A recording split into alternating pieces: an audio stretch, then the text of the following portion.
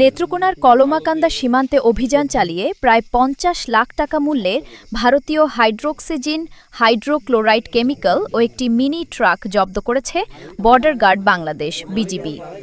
নেত্রকোনা ব্যাটালিয়নের অধিনায়ক lieutenant colonel Tauhidul বারী এক সংবাদ বিজ্ঞপ্তিতে জানান, শুক্রবার রাত ১১টার দিকে গোপন সংবাদের ভিত্তিতে ৩১ বিজিবি খারনই বিওপির একটি বিশেষ টহল দল সীমান্তের সবুজের মোড় এলাকায় চোরাচালান বিরোধী অভিযান চালায়।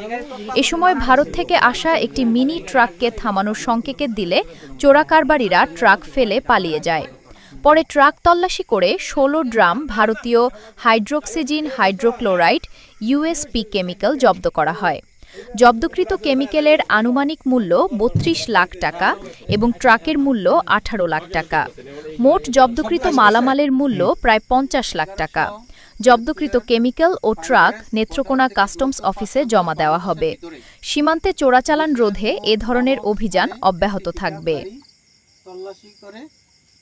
একটি গাড়ি তল্লাশি করে এটার ভিতরে আমরা 18 ড্রাম হাইড্রোজেন ক্লোরাইড জব্দ করি এবং একটি পিকআপ গাড়ি সহ সাথে জব্দ করতে সক্ষম হই।